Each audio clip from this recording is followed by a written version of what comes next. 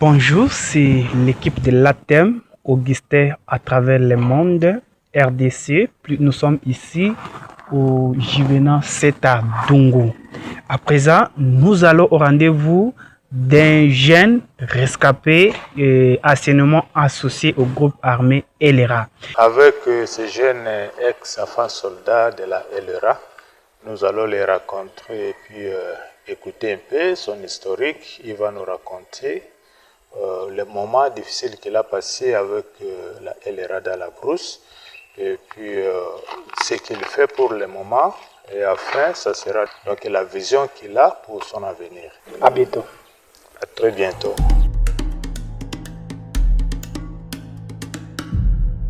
Je m'appelle Démocratie Jean-Claude.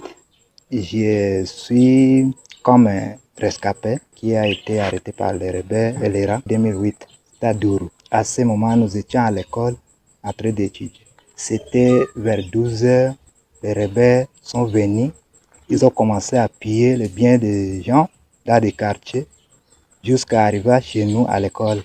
Ils nous ont arrêtés tous dans nos salles telles que nous étions. En allant vers l'église, ils ont commencé à piller des biens, tout ça là. Lorsque c'était déjà fini, alors il nous a ramassé pour entrer à Brousse. Depuis qu'il m'avait kidnappé, puisque là j'ai fini 11 ans complètement à Brousse. Pendant ces 11 ans là, en tout cas, je rends gloire à Dieu parce que c'est sa protection qui nous a protégés jusque-là. Bon, si c'était nous-mêmes, nous n'allons même pas être à vie comme nous sommes aujourd'hui ici là. C'est la force de Dieu qui nous a protégés entre leurs mains jusque-là. C'était un moment très fort, un moment de souffrance pendant tous ces 11 ans là. Que ce soit la guerre, la faim, toutes les catégories de souffrance. Vous pouvez même commencer à marcher comme ça toute la journée, sans pourtant reposer. Vous transportez des bagages, on tue même les gens dans votre présence. Que vous voyez que votre ami, que vous étiez avec lui, on l'a tué à ta présence. Tu les vois comme ça aller. Et puis, il y avait des conditions là-bas. Si tu oses seulement de fuir, on te tue aussi. Là-bas, en tout cas, c'est un problème sérieux dans notre vie. C'est ça qui nous a fait souffrir pendant tout ce temps-là, jusqu'à le jour que Dieu lui-même nous a permis de sortir. Auparavant, j'étais d'abord un militaire, garde-corps de Luikoni. Et après ça, je suis devenu alors le chef de tous les gardes-corps. Et là, ça m'a donné la chance de sortir. Un jour, il m'avait laissé avec d'autres gens, comme j'étais déjà devenu un chef. Donc, il était parti à une autre place. Et là, les policiers qui sont là au Soudan, là où j'étais sorti, ils étaient venus jusque là, dans nos cas, disons. C'est là que j'étais sorti. Nous étions en deux d'abord. Et puis, il nous a transportés jusqu'à la maison. C'est ça qui m'a permis de sortir. Pendant ce moment que les policiers nous ont trouvés là, ils nous ont transportés dans leur cas jusqu'à la maison. C'est là-bas alors qu'ils nous a transportés jusqu'à leur ville qui est appelée Niala. Et là, à Niala là-bas, nous étions partis alors pour prendre l'avion pour aller à Khartoum. À Khartoum là-bas, nous avions fait au moins 10 mois. Et après ça, on nous a envoyés chez les ambassadeurs de l'Ouganda. C'était là qu'ils nous a transportés encore à Kampala. À Kampala, alors qu'on m'avait envoyé chez l'ambassadeur du Congo. Alors, on a fait alors les rapports avec l'Invisible Children. C'était là qu'il m'a remis ici à la maison. J'étais aussi accompagné par ATEM. Jusque-là, nous sommes encore avec eux. Bon, pour ATEM, il m'a beaucoup aidé, vraiment. Par rapport aux études, même les petits besoins que j'ai en a parfois, je leur demande et puis ils répondent facilement. Et c'est une bonne chose pour moi qui me facilite un peu la vie. Par exemple, la fois passée, j'avais besoin d'acheter les chevrons pour construire ma maison. Il m'avait aidé avec, c'est ça là-bas qui est aussi, vous voyez. Bon, comme je dis aussi, les études, c'était qui s'occupe de ça. Avant les premières années, maintenant je suis à deuxième année. On dit un arbre bon ne peut jamais produire une mauvaise fruit. Parce que la personne qui t'aide, c'est-à-dire qu'il a besoin que tu puisses être à vie. Moi, facilement, je vois comme si ils ont besoin que je puisse vivre. Parce que la personne qui t'aide, il t'aime. J'étudie l'option scientifique à l'Institut Wando. Et cette année, je vais monter à 3e année. Ce qui m'a encouragé, disons, c'est par rapport à la vie que je vois. Et puis, tel que je raisonne. Dans la vie, je ne peux pas dire que non, comme je suis trop âgé, que je me décourage à vie parce que je ne sais pas quand est-ce que je vais mourir. Je peux penser que je vais mourir aujourd'hui et si je ne meurs pas, qu'est-ce qui va se passer? Comment je vais vivre? Ce sont de telles questions qui m'ont encouragé alors d'étudier pour mon avenir. Moi, je travaille au champ.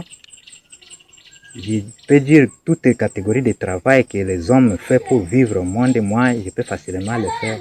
À l'école, que ce soit les élèves, les enseignants, en tout cas pour le moment, je n'ai pas un problème avec quelqu'un. Concernant la situation familiale, bon, comme je suis revenu, mes parents ils ne sont plus en vie.